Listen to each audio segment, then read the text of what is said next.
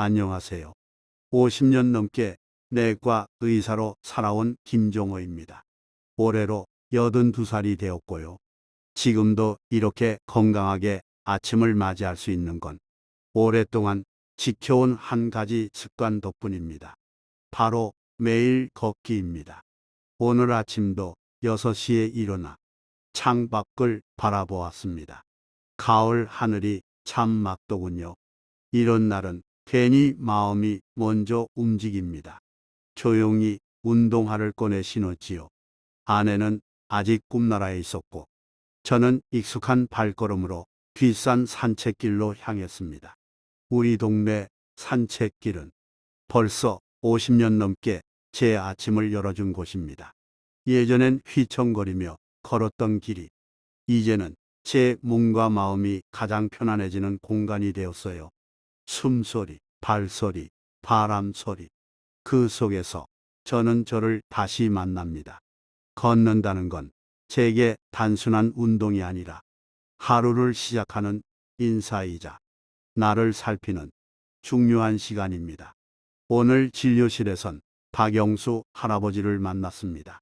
76세, 고혈압과 당뇨로 오랫동안 약을 드셨던 분인데 3개월 전 혈당이 높아져 약을 더 드셔야 할 수도 있겠다는 이야기를 나눴었지요. 그런데 오늘 결과를 보니 혈당 수치가 아주 안정되어 있었습니다. 혈압도 정상이고요. 약을 늘리기는커녕 오히려 줄여도 될 정도였죠. 저는 놀라서 여쭤봤습니다. 요즘 어떤 변화가 있으셨어요? 할아버지께서 조심스레 웃으며 말씀하셨습니다. 선생님, 약만 계속 먹는 게 겁이 나서 제가 걷기를 시작했어요. 처음엔 5분도 힘드셨답니다.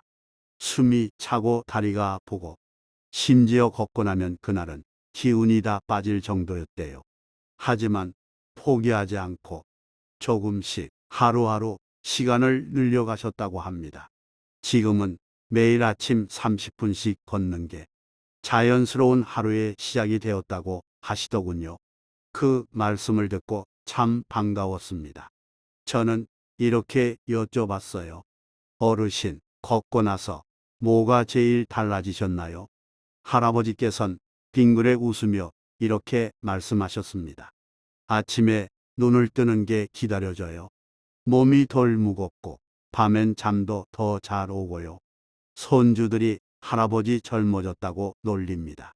예전엔 하루가 괴로움의 반복이었다면 지금은 그 하루가 조금씩 기대가 됩니다. 그 말씀을 듣는 순간 저도 모르게 마음이 따뜻해졌습니다.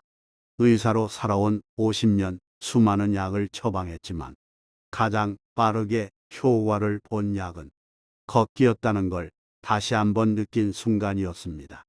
걷기는 우리 몸만 살리는 게 아닙니다. 자신을 돌보는 힘, 자신을 믿는 마음, 그리고 하루를 스스로 설계하는 자존감을 되찾게 해줍니다.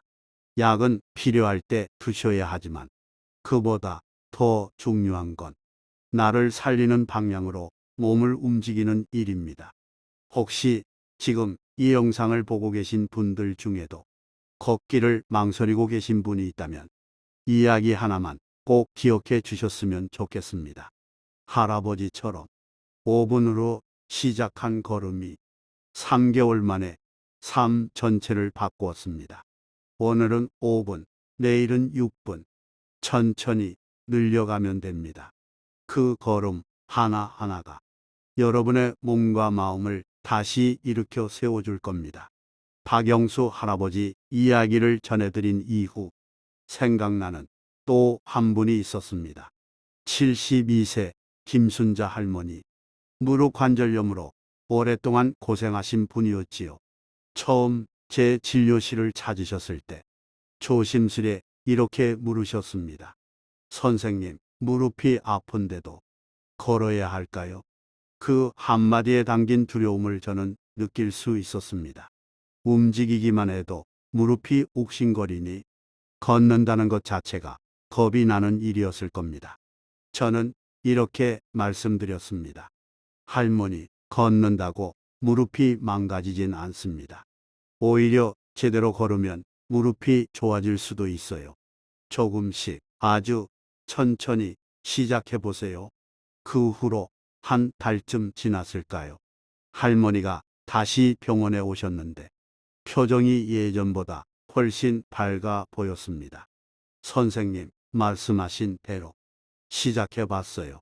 처음엔 집안에서 5바퀴, 정말 딱 5바퀴만요. 그것도 무릎이 아파서 중간에 멈추고 다시 걷고 했죠. 하지만 그 5바퀴가 10바퀴가 되고 집 앞 골목이 되고 지금은 동네 한 바퀴를 도는 게 아침 일과가 되었다고 하시더군요. 할머니는 이렇게 말씀하셨어요. 무릎이 완전히 좋아진 건 아니에요. 아직도 계단은 조심스럽고 오래 걷는 날엔 뻐근해요. 그런데도 걷고 나면 마음이 한결 가벼워요. 예전엔 아침에 눈을 떠도 오늘 또 어떻게 버티나 싶었는데 요즘은 내가 할 수 있는 게 생긴 것 같아 기분이 좋아요. 그 말을 듣고 저는 가슴이 찡했습니다. 걷는다는 건 단순히 운동이 아니라 스스로를 회복시키는 작은 용기라는 걸 할머니를 통해 다시 느꼈습니다. 우리는 종종 이렇게 묻습니다. 이 나이에 뭐가 달라지겠어? 그런데요, 저는 단언할 수 있습니다. 달라집니다. 그리고 분명히 나아집니다. 단 5분을 움직이는 용기. 그것이 삶을 다시 밝히는 불씨가 됩니다. 김순자 할머니처럼 무릎이 불편하신 분들은 이렇게 해보세요. 처음엔 집안에서 3분 걷기. 걷다가 아프면 앉아서 쉬고 다시 걷기. 바닥은 미끄럽지 않게, 신발은 푹신한 걸로. 걸을 땐 허리를 세우고 발은 천천히 굴리듯. 그렇게 하루하루를 쌓아가다 보면 어느 순간 내 몸이 달라진 걸 내가 제일 먼저 느끼게 됩니다. 박영수 할아버지도 김순자 할머니도 불과 몇 달 사이에 몸이 눈에 띄게 달라지셨습니다. 약을 줄이고 무릎이 덜 아프고 밤에 잠도 더 잘 오고요. 그 모습을 보면서 저도 다시금 놀랐습니다. 걷기 하나로 이렇게까지 좋아질 수 있구나. 그럼 걷기가 왜 이렇게 효과가 빠른 걸까요? 사실 이유는 어렵지 않습니다. 걷는다는 건 온몸의 순환을 다시 깨우는 일이기 때문입니다. 우리가 걷기 시작하면 발끝부터 머리끝까지 모든 근육이 깨어나고 피가 돌기 시작하지요. 그 피가 뇌에도 가고 심장에도 가고 오장육부를 천천히 두드려줍니다. 예전엔 그냥 숨 쉬는 것도 힘들던 분들이 걷기 시작한 뒤엔 숨이 편해지고 소화가 잘 되고 기분도 나아졌다고 하세요. 저는 이걸 이렇게 설명합니다. 걷기는 우리 몸속 시계들을 다시 맞추는 일입니다. 제 친구 중 한 분은 심장 수술 후 한동안 기운을 못 차리셨습니다. 아무것도 하기 싫고 몸은 무겁고 하루 종일 눕기만 하셨죠. 그분께 제가 권한 건 오직 한 가지였습니다. 하루에 5분만이라도 걸어보세요. 처음엔 정말 억지로 문 앞까지 다녀오는데 10분이 걸렸답니다. 그런데 3주쯤 지나니 숨이 덜 차고 한 달쯤 지나니 몸이 가볍고 2달째 되던 날엔 정호여 걷는 게 기다려져라는 전화를 받았습니다. 그분은 지금도 하루 1시간씩 걸으세요. 이제는 병원보다 산책길이 더 익숙하다고 하십니다. 저는 늘 말씀드립니다. 약은 증상을 눌러주는 도구일 뿐이고 걷기는 우리 몸을 바꾸는 습관입니다. 지금 이 글을 읽고 계신 여러분도 그걸 직접 느껴보셨으면 좋겠습니다. 혹시 걷기를 시작하고 나서 잠이 잘 온다, 변비가 줄었다, 가슴이 답답하지 않다, 이런 변화가 있으셨다면 그건 단순한 기분 탓이 아닙니다. 몸이 좋아진 겁니다. 제대로 반응하고 있는 거지요. 그러니 걷는다고 특별한 느낌이 없더라도 계속 해보세요. 우리 몸은 매일 바뀌고 있습니다. 변화는 어느 날 갑자기 오는 게 아니라 조용히 그리고 분명히 찾아옵니다. 그리고 그 첫걸음이 바로 오늘 하루 10분의 산책일 수도 있습니다. 지금까지 박영수 할아버지, 김순자 할머니, 그리고 제 친구분 이야기까지 들으시면서 나도 한번 걷기를 해봐야겠다는 생각이 드셨다면 그게 바로 시작입니다. 하지만 걷기를 하겠다고 마음먹는 것과 매일 걷는 건 또 다른 이야기이지요. 실제로 진료실에 오시는 많은 분들이 이렇게 말씀하십니다. 선생님, 걷는 게 좋다는 건 아는데요. 3일 하다 말고 일주일 하고 잊어버려요. 그 마음 너무나 잘 압니다. 그래서 오늘은 걷기를 꾸준히 이어가기 위한 작은 요령들을 하나하나 나눠 드리겠습니다. 첫째, 욕심내지 말고 작게 시작하세요. 많은 분들이 처음부터 30분씩 걷자 하고 계획을 세우는데 그건 오히려 부담이 됩니다. 처음엔 딱 5분만 걸으세요. 집 안을 한 바퀴 돌아도 좋고 엘리베이터 대신 계단 한 층만 올라가도 됩니다. 중요한 건 오늘도 내가 걸었다는 경험을 만드는 겁니다. 둘째, 같은 시간, 같은 장소를 정하세요. 매일 달라지는 일정에 맞추려 하면 걷기는 가장 먼저 미뤄지기 쉽습니다. 그래서 정해진 시간에 정해진 곳으로 가는 게 중요합니다. 예를 들어 아침 식사 후 9시에 아파트 단지 한 바퀴, 저녁 6시에 동네 편의점까지 왕복. 이렇게 작은 규칙을 만들면 몸이 먼저 반응하게 됩니다. 셋째, 걷기 파트너를 만들어 보세요. 함께 걷는 친구가 있다면 말벗도 되고 약속도 생깁니다. 누가 꼭 옆에 같이 걸어야 한다는 뜻이 아닙니다. 전화로 오늘도 걸었어. 한마디만 나눌 수 있는 그런 누군가가 있으면 지속하는 힘이 확 달라집니다. 실제로 제 아내는 이웃 어르신과 매일 아침 문자로 출발합니다를 주고받습니다. 그러면 자연스럽게 몸을 일으키게 되지요. 넷째, 오늘 걸은 걸음을 기록해 보세요. 적어도 언제, 얼마나 걸었는지 짧게 메모하는 것만으로도 꾸준히 걷게 됩니다. 저는 손바닥만 한 노트를 씁니다. 10월 5일 30분 아침 공기 좋음, 무릎은 괜찮음. 이 정도만 적어도 내 몸의 흐름을 느끼게 됩니다. 그리고 나중에 노트를 넘기다 보면 내가 참 열심히 살아왔구나 하는 조용한 자부심도 생기게 되죠. 다섯째, 걷기를 내 시간으로 만들어 보세요. 누구를 위해서 걷는 게 아니라 나를 위해 걷는다는 마음을 가지면 걷는 일이 훨씬 따뜻해집니다. 걷는 동안은 휴대폰도 잠시 내려두시고 나무를 보며 걸으시고 계절을 느끼며 걸으세요. 그러다 보면 어느새 몸보다 마음이 먼저 걸어가고 있을 겁니다. 이렇게 몇 가지 작은 요령만 잘 지켜도 걷기는 결코 작심삼일이 되지 않습니다. 오히려 삶의 중심이 될 수 있지요. 걷는 건 누구나 할 수 있는 운동이지만 그 안에는 삶을 바꾸는 힘이 숨어 있습니다. 선생님, 걷는 건 알겠는데 언제 걷는 게 제일 좋아요? 진료실에서 자주 듣는 질문 중 하나입니다. 사실 걷기는 언제 하든 몸에 좋습니다.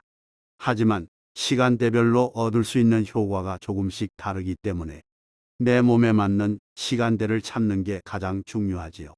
오늘은 아침, 오후, 저녁 하루를 나눠가며 어떤 장점이 있는지 차근차근 말씀드려 볼게요. 먼저 아침 걷기입니다. 제가 가장 좋아하는 시간대이기도 하지요. 아침 6시에서 8시 사이 해가 막 떠오르고 공기가 맑은 시간입니다. 이때 걷는 건 단순히 운동이 아니라 몸의 시계를 맞추는 일입니다. 저는 매일 아침 뒷산을 걷습니다. 해 뜨는 걸 보며 걷는 그 시간이 제 하루를 정리하는 시간입니다. 몸도 가볍고 마음도 정돈되거든요. 또한 아침 햇빛은 몸에 필요한 비타민 D를 만들고 숙면을 유도하는 생체 리듬을 조절해 주는 데도 도움이 됩니다. 단, 아침엔 관절이 조금 뻣뻣할 수 있으니 가벼운 스트레칭으로 몸을 풀고 시작하시는 걸 추천드립니다. 다음은 오후 걷기, 특히 4시에서 6시 사이입니다. 이 시간대는 하루 중 체온과 근력이 가장 높을 때입니다. 그래서 운동 효과를 극대화하고 싶은 분들께 권해드려요. 또한 이 시간대엔 무릎이나 허리에 무리가 덜 가기 때문에 관절이 불편하신 분들도 조금 더 수월하게 걸을 수 있습니다. 퇴근 후 걷기를 하시는 분들이 많은데요. 걷는 동안 하루의 스트레스가 풀리고 기분이 맑아졌다는 말씀을 많이 하세요. 마지막으로 저녁 걷기 7시에서 9시 사이입니다. 이 시간대의 걷기는 몸과 마음을 진정시키는 데 탁월합니다. 낮 동안 쌓인 긴장을 풀어주고 마음을 차분하게 만들어 숙면에도 도움이 됩니다. 제 환자 중 불면증으로 고생하시던 70세 박 할머니는 저녁 식사 후 30분 걷기를 시작하시고 수면제 없이도 푹 주무시게 되셨습니다. 단, 너무 늦은 시간까지 걷다 보면 몸이 다시 깨어나 잠들기 힘들 수 있으니 취침 2시간 전에는 마무리하는 걸 권해드립니다. 중요한 건 내가 가장 편하게 꾸준히 실천할 수 있는 시간대를 찾는 거예요. 누군가는 아침 햇살 속에서, 누군가는 저녁 노을 아래에서 자신만의 리듬으로 걸음을 내딛는다면 그게 바로 가장 좋은 시간입니다. 걷기를 매일 하다 보면 문득 이런 생각이 들 때가 있습니다. 그냥 걷는 것도 좋은데 더 잘 걷는 방법은 없을까? 그 질문 아주 좋은 출발입니다. 사실 걷기에서 가장 중요한 건 자세입니다. 같은 시간, 같은 거리를 걸어도 어떻게 걷느냐에 따라 몸에 주는 자극도 효과도 달라집니다. 예전에 저도 그냥 무작정 걸었습니다. 발을 질질 끌기도 하고 등을 굽힌 채 걷는 날도 있었죠. 하지만 자세를 조금만 고쳐보니 숨이 더 편해지고 무릎과 허리 통증도 확 줄어들더군요. 그래서 오늘은 저도 매일 지키고 있는 효과적인 걷는 법을 여러분께 천천히 알려드릴게요. 첫째, 허리를 펴고 시선을 정면으로, 고개를 숙이고 걷는 습관 많이들 있으시지요. 하지만 이렇게 되면 목과 어깨에 힘이 들어가고 등이 굳게 됩니다. 시선은 정면, 어깨는 자연스럽게, 허리는 쭉 펴고 걸어보세요. 처음엔 어색하지만 익숙해지면 걷는 게 훨씬 가벼워집니다. 둘째, 팔은 90도로 굽혀 자연스럽게 흔들기. 걷는데 팔이 무슨 상관일까 싶지만 팔의 리듬이 발걸음과 연결되어 전체적인 균형을 잡아줍니다. 팔을 무겁게 늘어뜨리지 마시고 편하게 앞뒤로 흔들어 주세요. 자연스럽게 호흡도 깊어지고 상체도 더 안정되게 움직입니다. 셋째, 발의 착지 순서를 기억하세요. 많은 분들이 발 전체를 한 번에 내딛거나 발끝부터 내려놓는 경우가 많습니다. 그렇게 하면 무릎에 충격이 갑니다. 정확한 순서는 뒤꿈치, 발바닥, 전체 발가락입니다. 이 순서로 걸으면 무릎이 덜 아프고 걷는 리듬도 부드러워집니다. 넷째, 보폭은 조금만 넓게, 속도는 너무 빠르지 않게, 무리하게 넓게 걷거나 쉴 새 없이 빠르게 걷는 건 오히려 피로만 쌓일 수 있습니다. 지금보다 10cm 정도만 보폭을 넓게 조금 더 리듬감 있게 걷는 것. 그게 가장 효과적인 방법입니다. 다섯째, 계단이나 오르막은 천천히 무릎을 보호하면서. 오르막길은 걷기 운동에 큰 도움이 되지만 무릎에 무리가 가기 쉽습니다. 천천히 발 전체를 내딛고 손잡이가 있으면 꼭 잡고 올라가세요. 내려올 땐 발끝부터 살짝살짝 무릎에 충격이 덜 가게 조심하셔야 합니다. 이 5가지만 기억해도 걷기의 효과는 확실히 달라집니다. 숨소리가 편안해지고 땀이 덜 나는데도 몸이 더 개운하실 거예요. 걷기는 얼마나 멀리보다 얼마나 바르게가 더 중요합니다. 저도 처음엔 이 자세들이 익숙하지 않았습니다. 팔 흔드는 것도 어색하고 발바닥 착지도 헷갈렸지요. 그런데 하루 이틀 연습해 보니 이제는 저절로 몸이 기억합니다. 그리고 그 작은 변화들이 내 몸을 편안하게 만들고 있다는 걸 매일 아침마다 느낍니다. 많은 분들이 걷기를 시작하고 나서 이런 질문을 하십니다. 선생님, 걷기 전에 뭘 먹는 게 좋을까요? 빈속에 걸어도 괜찮나요? 운동 후엔 뭘 먹어야 할까요? 좋은 질문입니다. 걷기는 단순한 운동이지만 걷는 전후의 식습관을 잘 조절하면 효과가 더 커집니다. 오늘은 너무 어렵지 않게 제가 직접 실천하고 환자분들께 보내드린 작은 음식 습관들을 나눠드릴게요. 먼저 아침 공복 걷기를 하시는 분들께 아침에 빈속으로 걷는 건 체지방 연소에 효과가 있긴 하지만 기력이 약하시거나 혈당이 낮은 분들께는 오히려 피로를 유발할 수 있어요. 그럴 땐 걷기 전 따뜻한 물 한 컵 또는 바나나 반 개, 삶은 달걀 하나, 그 정도만 드셔도 에너지를 살짝 보충하면서 무리 없이 걷을 수 있습니다. 저도 매일 아침 아내가 내주는 따뜻한 물 한 컵을 마시고 나섭니다. 그 한 잔이 속을 부드럽게 열어주고 몸이 가볍게 깨어나는 걸 느낍니다. 걷기 후엔 뭘 먹을까요?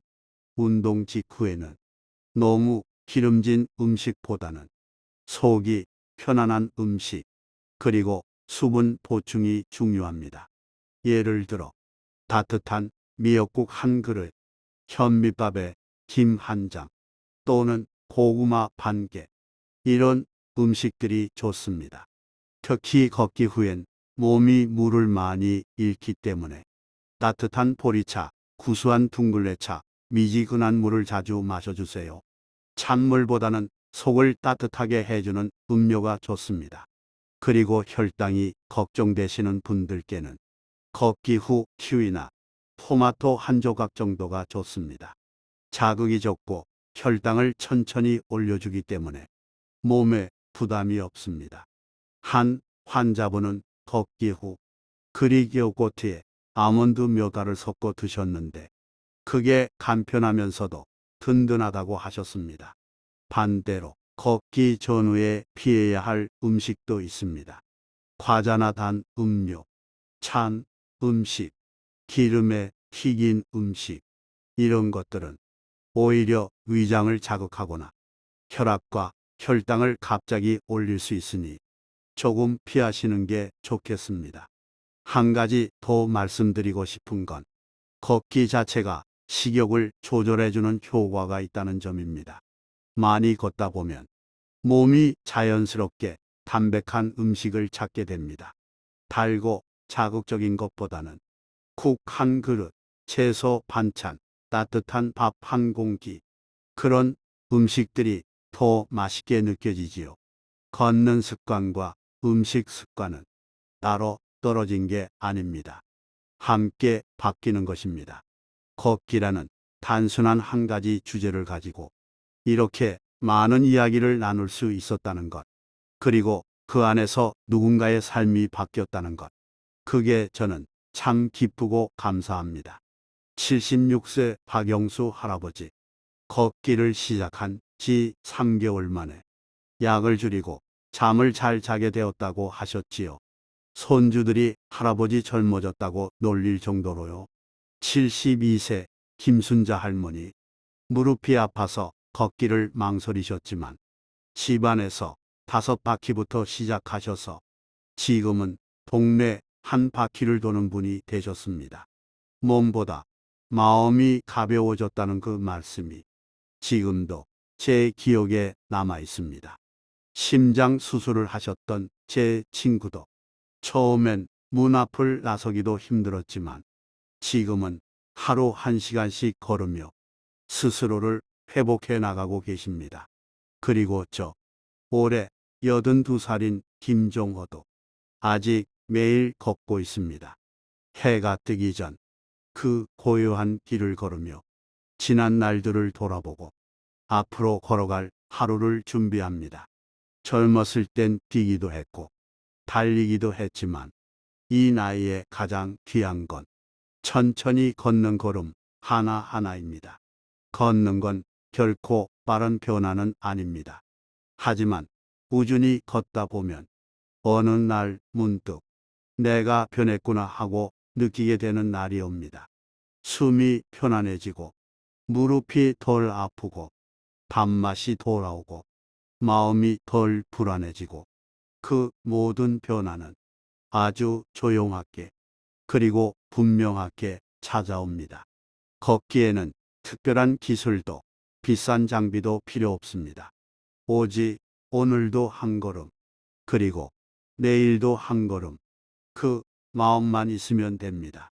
혹시 지금 이 영상을 보고 계신 분 중에 나는 너무 늦은 게 아닐까 하고 망설이신다면 꼭 말씀드리고 싶습니다. 지금도 늦지 않았습니다. 지금이 가장 좋은 시작입니다. 오늘 하루 단 5분이라도 좋습니다. 문 밖으로 나가보세요. 한 걸음, 두 걸음, 그 안에 여러분의 건강이 있습니다. 그리고 그 걸음이 여러분의 삶을 천천히 바꿔줄 겁니다. 저 김종호는 여러분의 걸음을 언제나 응원하겠습니다. 오늘도 건강하시고 내일도 평안하시길 바랍니다. 감사합니다.